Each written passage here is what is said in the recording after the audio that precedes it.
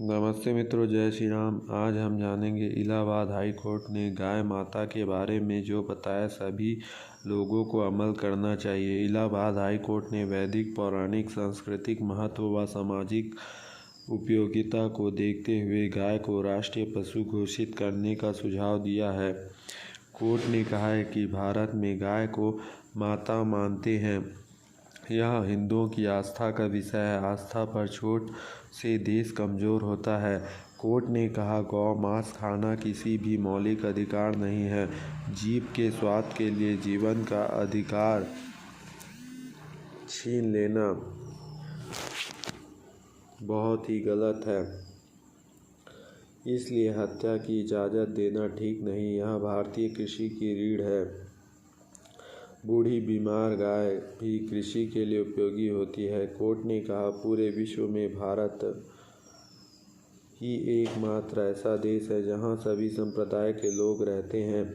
पूजा पद्धति भले ही अलग हो, सोच सभी की एक है, एक दूसरे के धर्म का आदर करते हैं। कोर्ट ने कहा कि गाय को मारने वाले को छोड़ा तो फिर अपराध करेगा।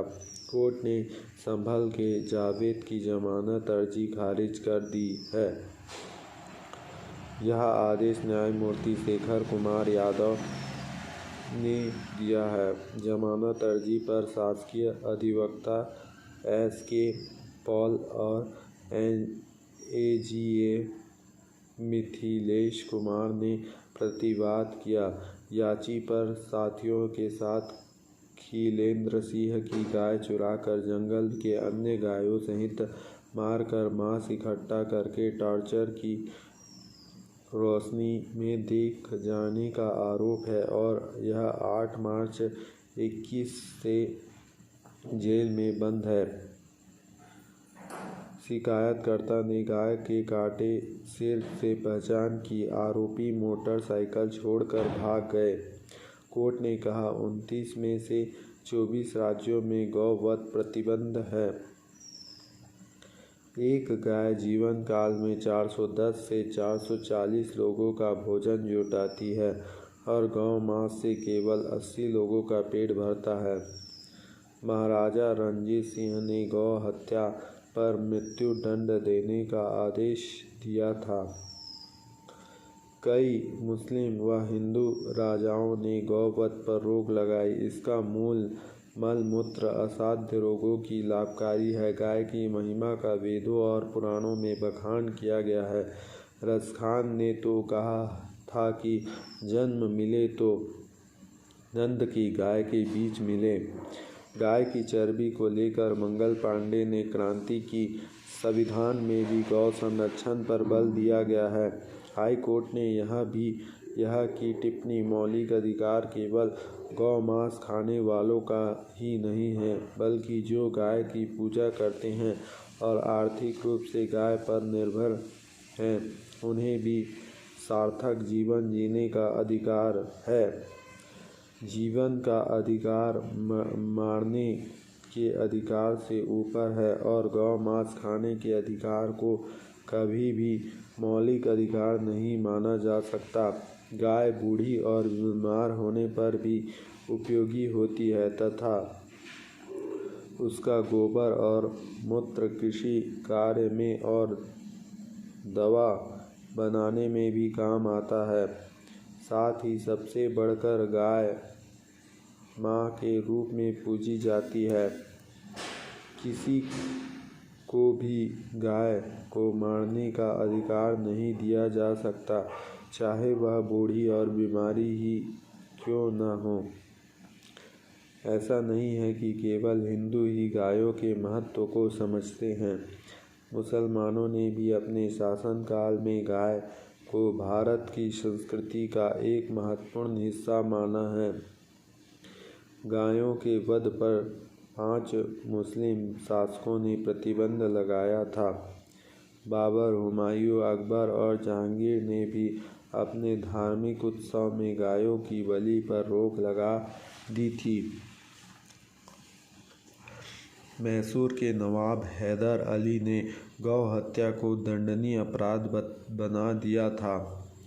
समय समय पर देश की विभिन्न अदालतों और सुप्रीम कोर्टों ने गाय के महत्व को देखते हुए इसके संरक्षण, प्रचार, देश की जनता की आस्था, संसद और विधानमंडल को ध्यान में रखते हुए कई फैसले दिए हैं। विधानसभाओं ने भी गायों के हितों की रक्षा के लिए समय के साथ नए नियम बनाए हैं। बहुत दुख होता है, कई बार गौ रक्षा और समृद्धि की बात करने वाले गौभक्षी बन जाते हैं। सरकार गौशाला का निर्माण भी करवाती है, लेकिन जिन लोगों को गायों की देखभाल का जिम्मा सौंपा गया है, वे गाय की देखभाल नहीं करते हैं। ऐसे कई उदाहरण हैं जहां गौशाला में गायों की भूख और बीमारी से मौत हो जाती है। उन्हें गंदगी के बीच रखा गया है। भोजन के अभाव में गाय पॉलीथीन खाती है और परिणाम स्वरूप बीमार होकर मर जाती है। दूध देना बंद कर चुकी गायों की हालत सड़कों और गलियों में देखी जा सकती है। बीमार और क्षत-विक्षत गायों का अक्सर लावारिस देखा जाता है। ऐसे में बात सामने आती है कि वे लोग क्या कर रहे हैं जो गाय के संरक्षण के विचार को बढ़ावा देते हैं। कभी कभी एक दो गाय के साथ फोटो खिंचवाने से लोग सोचते हैं कि उनका काम हो गया, लेकिन ऐसा नहीं है। गाय की रक्षा और देखभाल सच्चे मन से करनी होगी और सरकार को भी उसके मामले में गंभीरता से विचार करनी होगी। देश तभी सुरक्षित रहेगा जब गाय का कल्याण होगा, तभी देश समृद्ध होगा।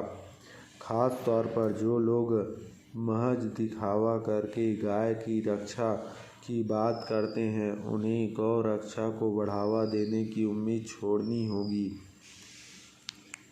सरकार को भी संसद में एक विधेयक लाना होगा और गाय को राष्ट्रीय पशु घोषित करना होगा तथा गायों को नुकसान पहुंचाने की बात करने वाले के खिलाफ सख्त कानून बनाना होगा।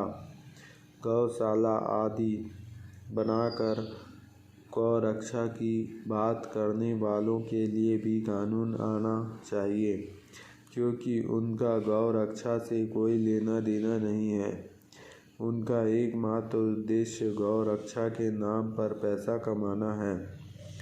गौ रक्षा और संवर्धन किसी एक धर्म से संबंध नहीं है, बल्कि गाय भारत की संस्कृति है और संस्कृति को बचाने के काम